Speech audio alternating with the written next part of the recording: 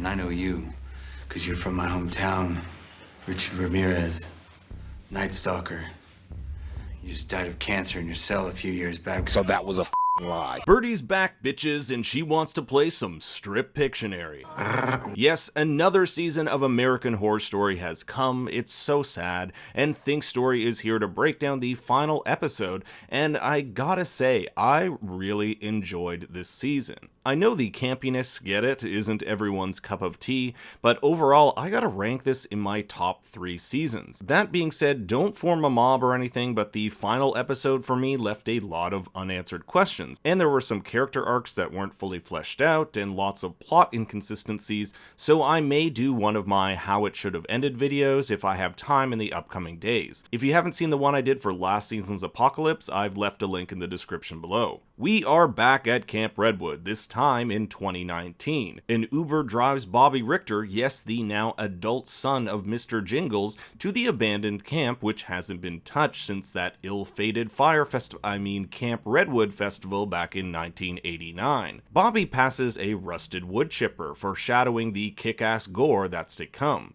We can see by the entrance sign this place has seen better days, and even the stage hasn't been touched. I'm still a little bitter we didn't get to see Evan Peters as Billy Idol. Bobby takes pictures with his cell phone when Montana appears, who asks him what that device is. No one has really visited the place since '89, so she wouldn't know what a cell phone is. When he tells her he's the son of Jingles, who's come looking for answers, she gives him a hug. As we'll find out, Montana has turned a new leaf. Killing isn't her priority, at least not anymore. Just be careful what you say around her, Bobby.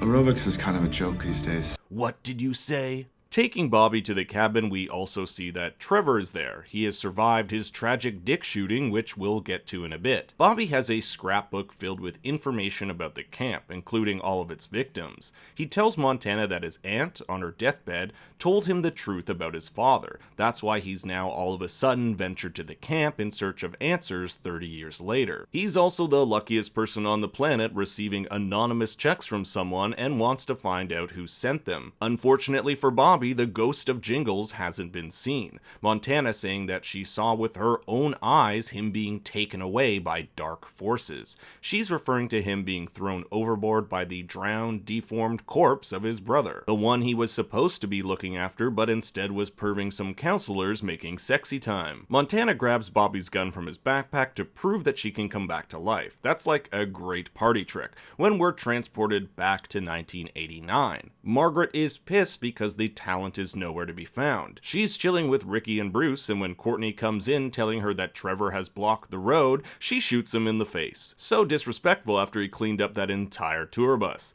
And I think the only thing more offensive than Trevor's shirt is this dude's troll hair. At the entrance to Redwood, Trevor has slashed the tires of what appears to be Kajagoogoo's tour bus. He's done with putting up with Margaret's crap, and proclaims to his wife his undying love for Montana. But Margaret won't let him get away with it. She shoots him not just in the chest, but in the dick. That's got to hurt. I don't care where you're from. And if getting shot in the dick wasn't terrifying enough, he was shot over the property line, meaning if he dies, he won't resurrect as one of the ghosts. Montana appears, but she too is helpless. She can't cross the line to save him, but it's Brooke who comes to save the day. She's turned a new leaf after almost killing the journalist last episode, and has embraced the good side, helping Trevor over the line. Back in present day, Montana catches Bobby up to speed on what happened to Margaret, Bruce, and of course the Night Stalker himself, Ricky Ramirez. The ghosts ended up banding together to put a stop to them, even using Midge, this character here who you might remember as one of the original 1970 massacre victims,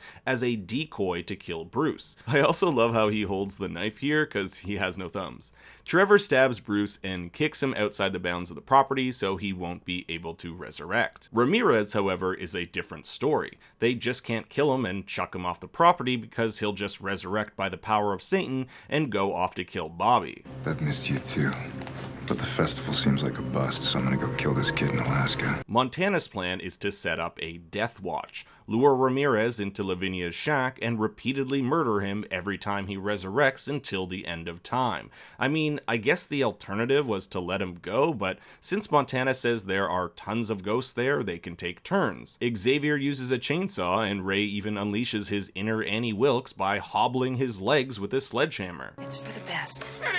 And I will say, Ramirez's death is probably the goriest death we've seen in AHS to date. Like, I'll get demonetized if I even try to show it. As Montana says, the ghost took up Mr. Jingle's mantle, protecting Bobby and the world from the evil that is Ricky Ramirez. We then are sent 20 minutes earlier where Birdie puts the moves on Chet, leaving Ricky unattended. But the thing that's even more far-fetched than this scenario is the fact that tonight, of all nights, Ricky escapes, not just once, but twice. After 30 years, Ricky attacks Bobby by throwing this huge-ass knife into his back. I mean, look at it. And I love how he just kind of forgets he has a giant life-threatening gash in his back the next few scenes at the asylum. Ricky really wants to kill Bobby as payment for his dad's betrayal of both himself and Satan, saying that he needs to pay his debt. But Bobby is saved yet again by the ghosts and told by Montana to go to the Red Meadows Asylum. Now, this is also the last we see Ricky, which was kind of a letdown for me. I guess we're to assume that the ghosts once again continued their death watch? Uh-oh guys, who's on death watch? Bobby arrives at Red Meadows, the same hospital where his father was kept and had been subjected to electroshock therapy. Bobby strolls in looking like a hobo and just expects to speak to the director at what is probably 11 o'clock at night. Bobby, how do you think this is gonna go down? Then these orderlies come in and take him away, which I think is illegal, but whatever, I'm here for it, when he mentions his father's name,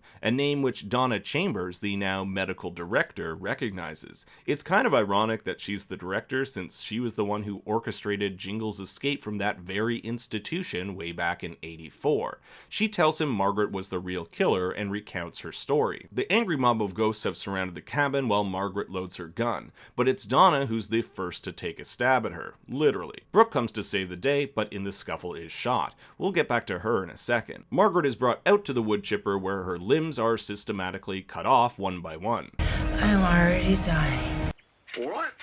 We call it a draw. It's only fitting that Trevor gets to call the shots here as revenge for his elephant truck getting shot, and he friggin' Kobe's her head into the chipper. Now it's really easy to miss because it happens really fast, but when her head, which Montana says can live 30 seconds after being decapitated, is thrown into the chipper, the wind blows her guts back onto the Redwood property, which is why I guess she was able to resurrect. Donna tells Bobby that she was the final girl, that Brooke died that night. But if Donna wasn't the one sending him checks, who was it? They're able to locate the post office by tracing the routing number found on the checks, which leads them all the way to Oregon. It's there they find Brooke is still alive. Not only that, but she has her own family, her own normal life. Now, Emma Roberts is supposed to be like 50, 60 years old here, and I love how they try to brush off that she doesn't look old by saying her husband is a dermatologist. Okay. Donna is upset, and for good reason. She's carried this guilt with her for 30 years that she was responsible for Brooke's death.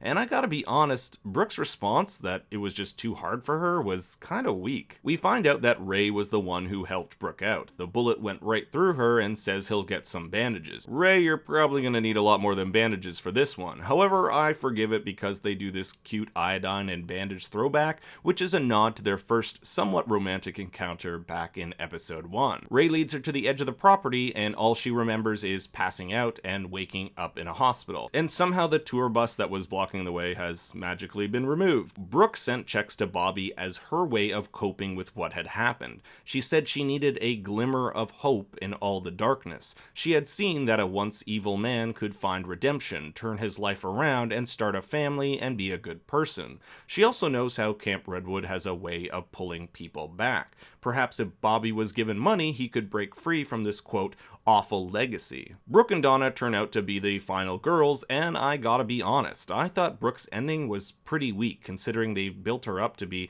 probably the closest to a main character this season, but let me know what you guys think in the comments below. Outside Brooks, Bobby tells Donna that he has to go back to Redwood, that he felt something when he was there. I guess Brooke was right that the camp really does have a way of pulling people back in. It's at Redwood that Bobby meets Margaret, who survived her trip to the wood chipper. She says she's the only one who knows where his father is. How she knows this is never explained. Maybe she's lying, I don't know. And later when Jingles appears before Bobby, we never get a clear answer how he magically shows up.